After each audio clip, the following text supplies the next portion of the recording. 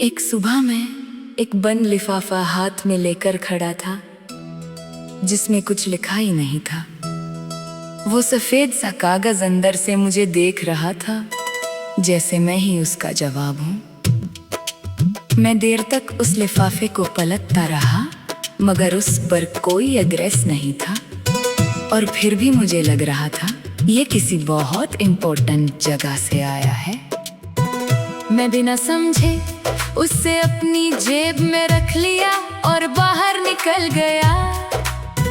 सड़क पर पहली धूप गिर रही थी, हल्की और नई सी। लोग अपनी रूटीन में थे मगर मुझे हर चीज थोड़ी अलग लग रही थी। जैसे मैं सेम दुनिया में हूँ मगर उसका एंगल चेंज हो गया हूँ। एक छोटी सी दुकान के बाहर मैं रुक गया जहाँ मिरर लगा हुआ था। मैंने अपनी रिफ्लेक्शन देखी तो लगा मैं थोड़ा लेट हो गया हूँ खुद से मिलने में। चेहरा वही था मगर आंखों में एक अजीब सी सर्चिंग थी, जैसे वो किसी को पहचानना चाहती हो जो मैं खुद हूँ। मैं आगे चला तो एक नैरो गली मिली जहाँ हवा रुकती सी लग रही थी। दीवारों पर पुराने पोस्टर्स चिपके हुए थे, हाफ टोन हाफ फॉरगॉटन। हर पोस्टर जैसे किसी पुरानी इंटेंशन का एको था जो अब सिर्फ बैकग्राउंड नॉइस बन चुका था। वहाँ एक आदमी जमीन पर बैठा था और लकड़ी के टुकड़ों से कुछ बना रहा था। उसने मुझे देखकर बिना एक्सप्रेशन के कहा, तुम सब कुछ इतना जल्दी क्यों छोड़ देते हो? मैं रुक गया। उसका सवाल सीधा नहीं था मगर अंदर तक लग गया। मैंने कहा, शायद हम रुकना भूल जाते हैं। वो बोला, नहीं, तुम रुकना चाहते ही नहीं हो।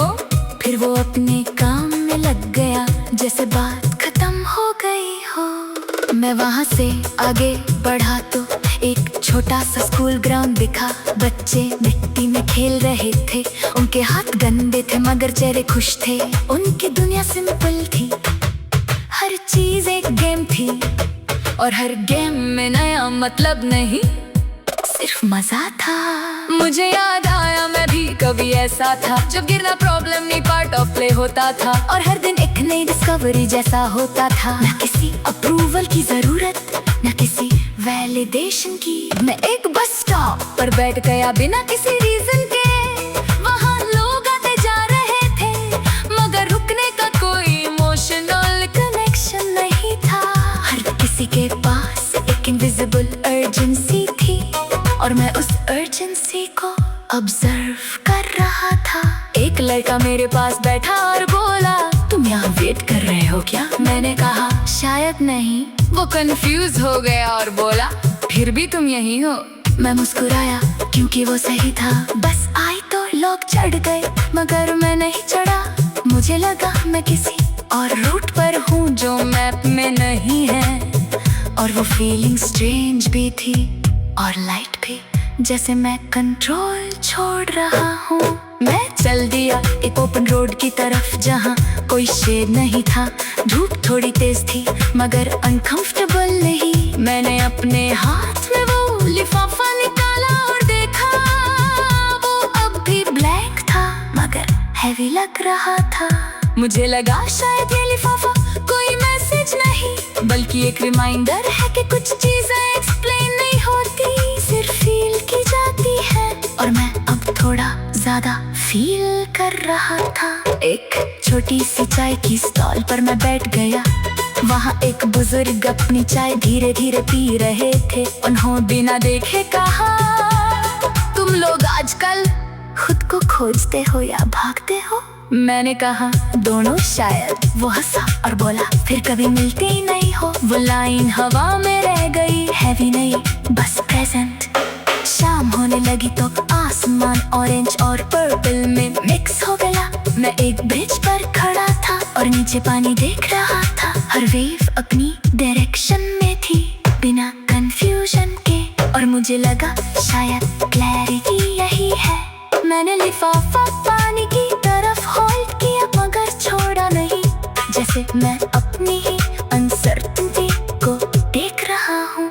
ना रिजेक्ट कर रहा हूँ ना एक्सेप्ट फुली, बस ऑब्जर्व। रात होने लगी तो शहर लाइट्स में बदल गया, हर लाइट एक इनकम्प्लीट स्टोरी जैसी लग रही थी।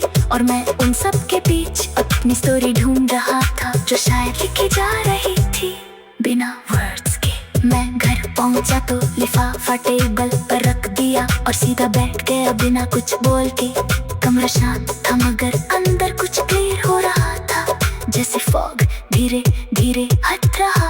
और उस रात मुझे समझ आया, जिंदगी किसी फुल आंसर का नाम नहीं, ये एक अनगोइंग क्वेश्चन है जो जीने से समझ आता है।